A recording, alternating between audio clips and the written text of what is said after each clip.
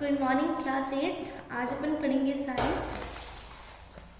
Science में chapter 7 conservation of plants and animals पढ़ेंगे।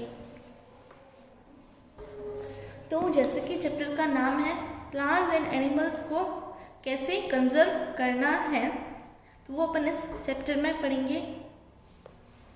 Anything in the environment which can be used is called natural resources. Environment में कुछ भी चीज़ें जो हमें इन्वायरमेंट से मिलती है और जिसको हम यूज़ करते हैं उसे नेचुरल रिसोर्सेज कहा जाता है। These resources are used by man time to time. इस रिसोर्सेज को यूज़ कौन कर रहा है? मैन ही इसे यूज़ कर रहा है। Utilisation and exploitation of resources at a fast rate definitely causing their depletion because nature has only a limited amount of them in rivers। तो देखिए, अगर आप इस रिसोर्सेज का यूटिलाइजेशन और एक्सप्लॉइटेशन कुछ ज़्यादा ही अपन इसको यूज़ कर रहे हैं तो एक स्टेज ऐसी आ जाएगी कि ये सारे रिसोर्सेज क्या हो जाएंगे? ख़त्म हो जाएंगे, क्योंकि हमारे पास तो क्या है, इन रिसोर्सेज का लिमिटेड स्टॉक ही है। तो देखिए, अपन इसका ज़्यादा यूज़ कर रहे हैं, तो इसलिए अपन को क्या करना है, इन सारे रिसोर्सेज को कंजर्व करके रखना है। मतलब इसका यूज़ क्या है, हमें मिनिमाइज करना है।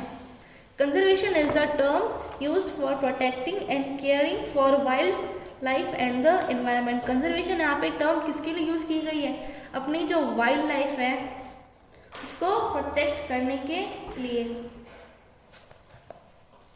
This includes all the plants and animals that live on the अर्थ। इसमें सारी चीज़ें आती हैं, जो भी प्लांट्स और एनिमल्स अर्थ के अंदर हैं। इस कंजर्वेशन में सारी चीज़ें आती हैं कि हमें इन सबको प्रोटेक्ट करना है। On the earth everything works and is able to survive with the circle of life. देखिए, अर्थ के ऊपर अपन क्या है, एक दूसरे के ऊपर अपन डिपेंडेंट है। एक सर्कल है, जैसे जो है ग्रास को डियर खाता है, डियर को लायन खाता है, तो ये क्या है, एक सर्कल बना हुआ है। ठीक है, अगर मान लीजिए सारी ग्रास खत्म हो गई तो क्या है, उसके बाद डियर भी मर जाएंगे। अगर डियर खत्म हो जाएंगे तो लायन भी मर जाएंगे। तो ये क्या, एक सर्कल है। अगर इसमें से किसी भी चीज़ में डिस्टर्बेंस आ गया, अनबैलेंस हो गया, तो क्या अपना पूरा सर्कल जो है वो अनबैलेंस हो जाएगा। इसीलिए क्या अपन को कंजर्वेशन की ज़रूरत है।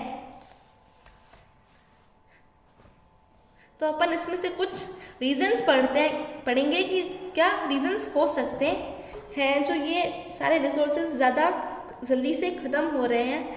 Deforestation and its causes. सबसे पहला कारण ये है deforestation,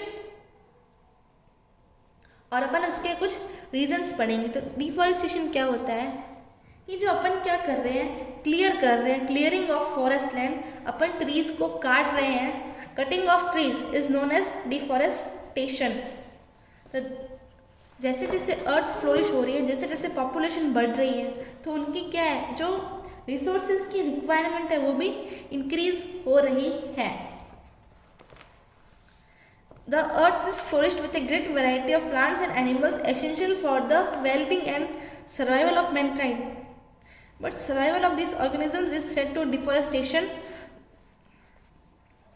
The term deforestation is used to describe the act of massive cutting down of trees, clearing of forest to use the land for the purposes। देखिए, तो उस इंक्रीजिंग पॉपुलेशन की requirements को मीट करने के लिए क्या है, अपन को जैसे फूड भी ज़्यादा चाहिए, फूड ज़्यादा चाहिए, तो अपन को क्या है, अपन ज़्यादा से ज़्यादा क्रॉप्स उगाएंगे और जो फॉरेस्ट लैंड है उसको अपन क्लियर कर देते हैं। या फिर अपन को कुछ जैसे सिटी का डेवलपमेंट होता है तो भी अपन जो है फॉरेस्ट को क्लियर करते हैं, तो इससे क्या करते हैं, डिफॉरेस्टेशन कहते हैं। Over the last century the green cover on the earth. देखिए, पिछली लास्ट सेंचुरी से क्या हो रहा है, अर्थ में देखिए मोस्टली 30% जो है किससे कवर था, फॉरेस्ट से था। लेकिन क्या है, इस सेंचुरी से क्या हो रहा है, डिक्लाइन हो रहा है। मतलब जो ग्रीन मास था वो अब क्या हो रहा है, कम हो रहा है। ऐसा एस्टिमेट किया गया है कि हर साल में कितने 18 मिलियन एकड़ ऑफ फॉरेस्ट क्या हो रहे हैं, क्लियर हो रहे हैं।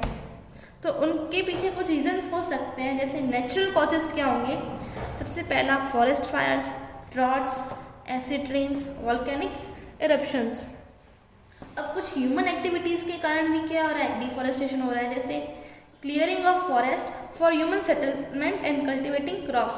अपन क्या करते हैं, जैसे किसी को सेटलमेंट के लिए भी वो फॉरेस्ट को क्लियर करते हैं, या फिर क्रॉप्स को कल्टीवेट करने के लिए भी वो फॉरेस्ट को क्लियर करते हैं। Cutting forest for cattle grazing के कारण भी अपन फॉरेस्ट को क्लियर कर रहे हैं। Logging off trees for commercial activities, जिससे कमर्शियल एक्टिविटीज़ क्या है, जैसे अपन को फर्नीचर बनाना है तभी भी अपन क्या है, ट्रीज को कट करते हैं। तो ये कुछ नेचुरल रीजन्स थे और ये कुछ ह्यूमन एक्टिविटीज़ की, ह्यूमन कैसे डिफॉरेस्टेशन कर रहा है। consequences of deforestation. Deforestation disturbs the balance in nature. Deforestation से क्या होता है, जो अर्थ का बैलेंस होता है उसमें डिस्टर्बेंस क्रिएट होता है। डिस्टर्बेंस कैसे क्रिएट होगा, देखिए अगर आप ट्रीज़ को ज़्यादा से ज़्यादा कट करोगे तो क्या होगा, ट्रीज़ जो है कार्बन डाइऑक्साइड को क्या करते हैं, वो कार्बन डाइऑक्साइड लेते हैं। तो अगर अपन ने ट्रीज़ ही काट लिए तो उस कार्बन डाइऑक्साइड को कौन लेगा, तो इससे क्या होगी, अपने एनवायरनमेंट में कार्बन डाइऑक्साइड का कंसंट्रेशन ज़्यादा हो जाएगा और ऑक्सीजन का कम हो जाएगा, जिससे क्या होगा, पोल्यूशन होगा और कुछ ऐसी बीमारियां हो जाएगी। Ground water also gets affected due to deforestation. इससे ग्राउंड वाटर में भी क्या अफेक्ट पड़ेगा।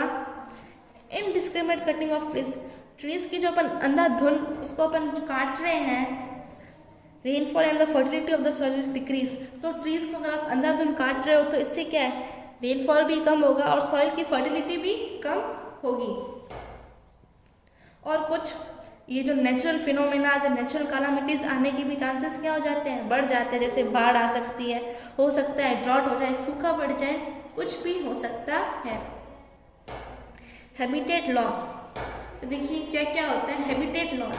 अगर आपने क्या किया, फॉरेस्ट को कट कर दिया तो फॉरेस्ट के अंदर रहने वाली जो वाइल्ड लाइफ स्पीशीज थी वो क्या कहाँ जाएगी अब, तो इससे क्या हो गया, उन स्पीशीज की भी क्या आ रही है, कमी आ रही है उन स्पीशीज में भी।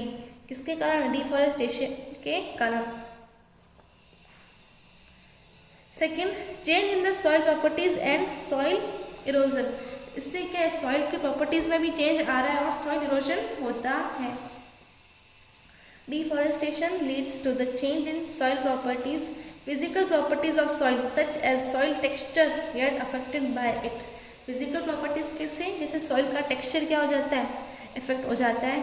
ट्रीज क्या करती है, सॉइल इरोजन को रोकती है, लेकिन जब आप ट्रीज ही काट रहे हो तो इससे क्या है, सॉइल इरोजन होने के चांसेस बढ़ जाते हैं। अब सॉइल इरोजन क्या होता है, जो सॉइल की टॉप मोस्ट लेयर होती है वो उड़ के चली जाती है, उसे कहा जाता है सॉइल इरोजन। इससे क्या होता है, सॉइल के अंदर जो फर्टिलिटी कम हो जाती है। This result in the gradual conversion of fertile land into desert. इससे क्या होगा, अगर सॉइल की फर्टिलिटी कम हो जाएगी तो अब वो सॉइल किस में चेंज हो गई, डेजर्ट में चेंज हो गई। इस प्रोसेस को कहा जाता है डेजर्टिफिकेशन। शॉर्टेज ऑफ रिसोर्सेज, तो जैसे अगर अपन को जो चीज़ें फॉरेस्ट से मिल रही है, अगर अपने फॉरेस्ट ही काट लिए तो अपन को फॉरेस्ट से मिलता है क्या क्या है, food, fodder, timber, firewood, medicine, latex, gum, resins, ये सारी चीज़ें जो अपन को फॉरेस्ट से मिल रही है अब क्या हो जाएगी, अपन को ये कम मिलेंगे क्योंकि अपन ने तो फॉरेस्ट ही काट दिए हैं। ये ग्लोबल वार्मिंग, ट्रीज़ को जो है कार्बन डाइऑक्साइड चाहिए, अगर ट्रीज ही सारे कट कर लिए तो इससे क्या है, अपने एटमॉस्फेयर में कार्बन डाइऑक्साइड की कंसंट्रेशन ज़्यादा हो जाएगी। इससे क्या होगा, अर्थ का टेम्परेचर बढ़ जाएगा। तो इस प्रोसेस को कहा जाता है ग्लोबल वार्मिंग। इसके कारण क्या आ सकती है, ड्रॉट आ सकती है। फ्लड, देखिए फॉरेस्ट क्या करते हैं, जो ट्रीज क्या करते हैं, वाटर होल्डिंग कैपेसिटी होती है सॉइल की। तो अगर आपने फॉरेस्ट को ही काट लिया तो क्या हो सकता है, इससे बाढ़ आ सकती है। Loss of species, almost 70% of world's plant and animals live in forest. Almost 70% जो है प्लांट और एनिमल्स फॉरेस्ट में रहते हैं। तो अगर आपने ट्रीज को काट लिया तो इससे क्या, उन स्पीशीज़ में भी कमी आ जाएगी और वो स्पीशीज़ क्या बन जाएंगे, एक्सटिंक्ट स्पीशीज़ बन जाएंगे, मतलब विलुप्त हो गए हैं। इस अगर स्पीशीज़ में कमी आ गई तो इससे अपना पूरा इकोसिस्टम क्या हो जाएगा, डिसबैलेंस हो जाएगा।